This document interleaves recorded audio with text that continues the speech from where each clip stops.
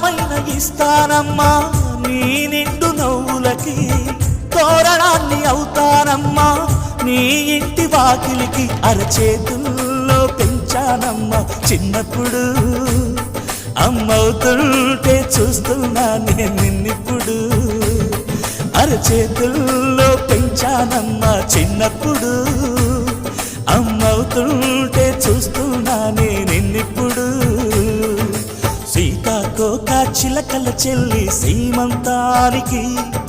సీతారాములు వస్తారంట పేరంటానికి